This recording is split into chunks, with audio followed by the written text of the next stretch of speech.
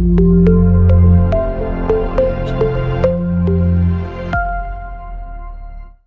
I am Dr. Rangara, working as Associate Professor in the Department of Biotechnology, Vignan's Foundation for Science, Technology, Research. I am going to deal with biochemistry for second year students, section A, and also my colleague Dr. Srikanth deals with biochemistry and delivering lecture for our second year BTech students for section B. So today the topic is carbohydrates. What is carbohydrate and what are the carbohydrates? So how we going to prepare these carbohydrates? The carbohydrates contain made up of with carbon, hydrogen and oxygen. So carbon, hydrogen and oxygen. So carbohydrates made up of with carbon, hydrogen and oxygen. So we can get carbohydrates from the natural sources, so that you can see here different natural sources. You can get carbohydrates from different sources we can able to get. So I am going to give it here, show you some of the small video that what are the natural sources so we can get the carbohydrates. So for the energy purpose we are going to use carbohydrates. So for the human body, it is required energy. So that's what we are going to use these carbohydrates. They are essential for the body and they are produce energy in calories. So body is required the energy. And nowadays we are getting insufficient carbohydrates from different sources. So you can see here brown rice we can get the carbohydrate, and then lentils, and then brown bread we can get the carbohydrates, and then white rice we can get the carbohydrates, and then carrot, and then apple, beetroot we can get the carbohydrates, potato and nuts, dry fruits and bananas, and then wheat flour and oats we can get carbohydrates, and then mango we can get the carbohydrates, and then raisins we can get carbohydrates, and barley. So, and then chicken pea, and then peas, and then we can get popcorn and black bean, and then we can get sweet potato. From sweet potato we can get green peas. So these are the source of carbohydrates. Coming to this topic covers different contents. Different types of the topics here. We can this topic contain the following content. So we are going to talk about the introduction of the today topic, and then properties of disaccharides, and then properties of classification of disaccharides, and then structure of disaccharides, and then oligosaccharides, and then types of oligosaccharides, and then function of oligosaccharides. In the previous class, we learned about carbohydrate introduction, and then we talked about the monosaccharides. Here today this topic covers disaccharides and then oligosaccharides. Coming to disaccharides introduction. What is disaccharide? How many sugar units contain in disaccharides? Disaccharides contain two sugar units, two sugar molecules. Two sugar molecules contain these disaccharides. And the carbohydrates formed when two monosaccharides are joined together. These disaccharides formed when two sugar molecules are formed together, and these disaccharides will form. And then basically when the two monosaccharides molecules undergo condensation process, please remember that is condensation process. When two sugar molecule undergoes a condensation process reaction, then it will form the disaccharide. It will form the disaccharide, and one water molecule will be eliminated. One water molecule will be eliminated. Disaccharides found in nature, as I mentioned that disaccharides you can get from the different source of the natural sources. So some of the examples here: maltose, and then lactose, and then sucrose. These are some of the examples. Disaccharides. Properties of disaccharides. What are the properties of disaccharides? Disaccharides are soluble compounds. Disaccharides are are soluble compounds. Disaccharides are soluble compounds, and then they are soluble in polar solvents. They are soluble in polar solvents. They are, due to the presence of hydroxyl. Why they are soluble in polar compounds? Why soluble in polar solvents? Because they contain hydroxyl groups. They contain hydroxyl groups. So that's what actually they soluble in polar solvents. And they are in crystal form and water soluble compounds, sweet to taste, and digested to monosaccharides before they can be absorbed and used for the energy. So these are the properties of disaccharides. Classification of disaccharides. Classification of disaccharides. How many types of disaccharides? Disaccharides, there are two types. There are two types of disaccharides. One is monosaccharide, one is reduced disaccharides. Reduced disaccharides, non-reduced disaccharides. What is reduced disaccharides? This type, the reducing sugar is free hemiacetal. Free hemiacetal unit. Example, maltose and cellulose. Okay. Reducing disaccharide. Disaccharides contain hemiacetal. They contain hemiacetal. So this type of sugars, the reducing sugar is a free hemiacetal. In this type of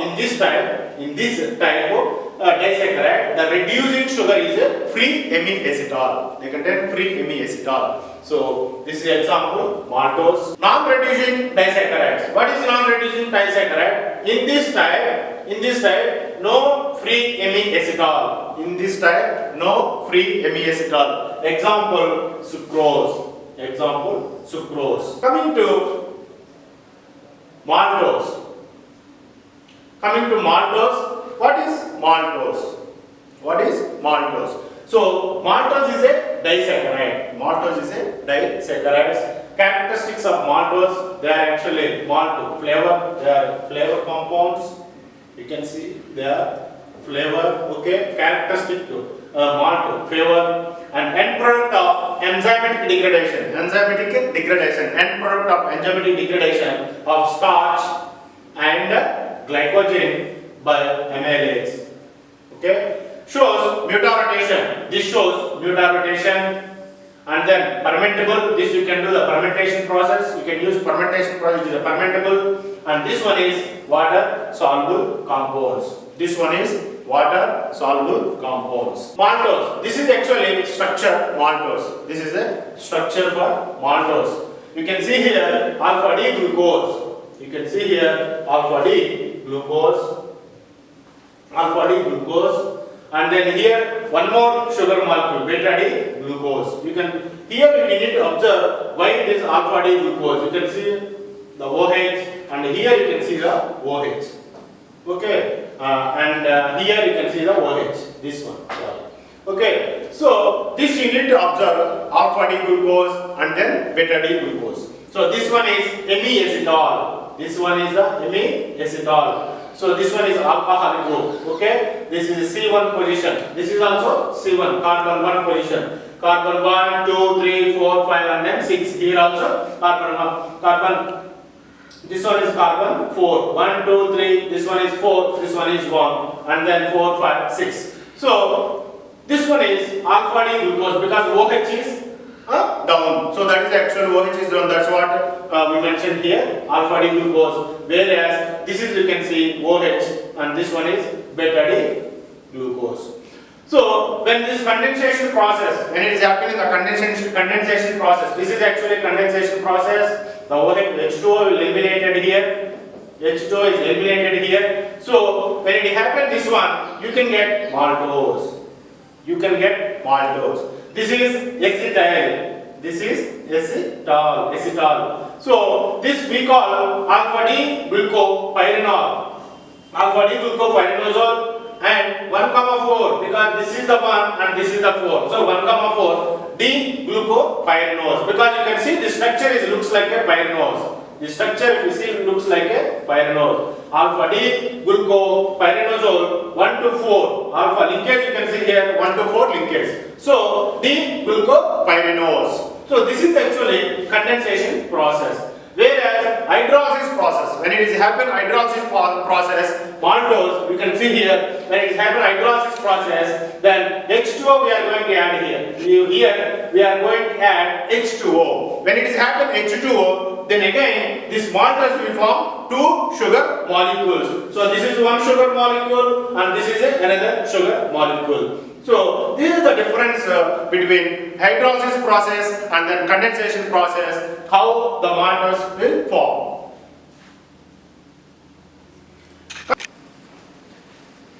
Yeah, coming to lactose. So we discussed maltose.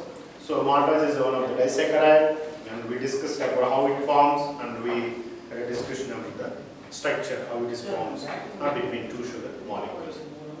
Coming to lactose. Lactose, glucose react with galactose. When glucose react with galactose, then it will form lactose. Lactose we can get in the milk, around 4 to 5% we can get in the milk. Hydrolyzed by lactase. Lactase is enzyme and strong acids. We can hydrolyze with lactase and strong acids. This is the structure of lactose. This is the structure of lactose. You can see galactose. This one is the galactose. This one is galactose. And this one is glucose. This one is glucose. When galactose react with glucose, then it will form lactose. Then it will form, this is lactose. But lactose, when it is hydrolyzed lactose, then it will, again, it will divide into two molecules. One is lactose and the other one is glucose. This is galactose and then glucose. So this is a lactose structure. This one is the lactose structure. This lactose structure, you can see the linkage, it will form beta 1,4 linkage, beta 1,4 linkage, and this one is the 1 and this one is the 4, carbon 1 and then carbon 4. So here beta 1,4, when it is hydrolysis process, when it is happen hydrolysis, that means when it add water, hydrolysis process, then it will form two sugar molecules. One is galactose, other one is glucose. Coming to sucrose, this is a sucrose structure. Glucose, one molecule of glucose, and this one is fructose. Glucose react with fructose, then it will form sucrose. Then it will form sucrose. This is a sucrose structure. You can see the linkage here, alpha 1,4. Here you can see the 2, alpha 1,2. And this one is the oxygen link, because this one you can see here, oxygen link. This one is the oxygen link. You can see here, this one is the oxygen link. So oxygen alpha D, because you can see here, this one is alpha. Okay, alpha D, glucopyranozole. You can see that this structure looks like a pyranose structure. So pyranozole 1,2. This is 1 and this one is 2. So this one is 1, 2. 1, 2. Beta D, fructofuranoxide. This again, if you come into this one, and again if you see this structure looks like a, this structure if you see, this whole structure looks like a pyranose, looks like a furanose. Furan, looks like a furan. So that's what we mentioned here, furanoside. We can mention here, furanoside. So beta D, fructose. This is the fructose, but the structure looks like a furan. So beta D, fructofuranoside. So this is the sucrose structure. And oligosaccharides. So we are oligosaccharides. How many types of oligosaccharides and functions of oligosaccharides? Then how this oligosaccharides forms? And here oligosaccharides are formed between 3 to 12 sugar units. Between 3 to 12 sugar units. You can see here 3 to 12 sugar units. Between 3 to 12 sugar units. Then it will form oligosaccharides. This is oligosaccharides. They are sweet taste, soluble in water, they are soluble in water, and 3 monosaccharides is called trisaccharides. If three monosaccharide join together, so this we can say that 3 monosaccharide join together, then we can say trisaccharides. Trisaccharide. Tri means 3. You can see tri means 3. Okay, trisaccharides. And raffinose structure is raffinose and maltotriose and then maltotetrulose. So these are the oligosaccharides. So oligosaccharides forms 3 to 12 sugar units. When 3 monosaccharides join together, trisaccharides, and raffinose, examples raffinose and then maltotriose and then maltotetrulose. Oligosaccharides are short chain of monosaccharides linked together by glycosidic bond. These oligosaccharides joined together, they are actually linked together. One monosaccharide linked and another monosaccharide. So actually they are linked together with glycosidic bond. In the case of oligosaccharides, linked to proteins. Oligosaccharides linked to proteins. Okay, those type of proteins we call glycoproteins. Or lipids we call glycolipids. If they are actually linked to the lipids, we call glycolipids. This is a glycolipids. You can see here, this is glycoproteins and then glycolipids. Oligosaccharides linked to proteins. So we can say that is glycoproteins. If they link to the lipids, so we can mention glycolipids. Oligosaccharide is not a repeating unit, but consists of a range of different monosaccharides. There are different monosaccharides joined by variety of types of the bonds. Coming to maltose and raffinose structures. This looks like a raffinose and then maltose structure. You can see here, this is one sugar molecule. This is one sugar molecule here. This is one, and then this is one sugar molecule, and you can see this is another, and this one is another. So you can see how they actually joined here. This is a linkage. Okay, these are the linkages. Alpha 1,4, alpha 1,6. Okay, they are alpha 1,4, alpha 1,6 linkage. Alpha 1,4, alpha 1,6 linkage. Okay, so the 6 linkages, raffinose and maltotriose. Maltotriose also you can see here, and this one is one sugar molecule, this is another sugar molecule, and this one is another. They are actually joined together. So how this raffinose forms and the maltotriose forms. Coming to types of oligosaccharides. There are two types. One is oxygen-linked oligosaccharides. This is oxygen-linked oligosaccharides.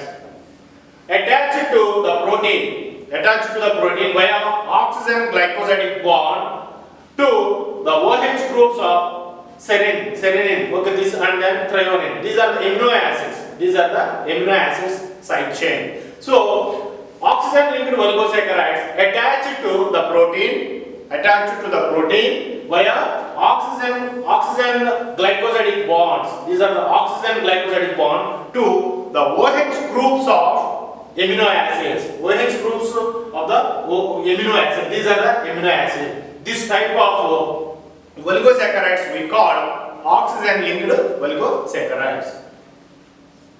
Coming to nitrogen-linked oligosaccharides. Nitrogen-linked oligosaccharides attached to the proteins via nitrogen glycosidic bonds. This is a nitrogen glycosidic bonds to the NH2 growth of aspargine side chain. Aspargine side chain. This type of oligosaccharides we call nitrogen linked oligosaccharides. Oligosaccharide functions. So this oligosaccharides cell recognition. For these oligosaccharides we use cell recognition. Cell recognition purpose we use this type of oligosaccharides, and the oligosaccharides and glycoproteins present on the surface of the cell membrane. Surface of cell membrane serves as an identifiers. We use these oligosaccharides in cell recognition purpose that assist the cells in the recognition and cell adhesion. So these oligosaccharides we use for cell recognition purpose, cell identification purpose. Coming to recognition of immunoglobulin, we call IgG. Okay, immunoglobulin. Recognition of immunoglobulin IgG. Liver cells recognize IgG with the help of oligosaccharides. Liver cells recognize IgG with the help of oligosaccharides. And coming to nitrogen fixation. Nitrogen fixation. Oligosaccharides present on the wall of nitrogen fixing bacteria help in binding of bacteria to the root hair of leguminous plants. So nitrogen fixation. In the nitrogen fixation also this type of oligosaccharides we use. These are the function of oligosaccharides. So these are the summary questions. Describe about disaccharides and its properties. Right? Classification of disaccharides with neat structure, chemical structure, and give details about oligosaccharides and their functions. Provide neat structure of for maltose and then lactose and then sucrose. So these are some of the summary questions. We have provided here textbooks and then reference books. You can have a look so that you can get the literature. So please read books and then get more information about oligosaccharides and then disaccharides. Okay.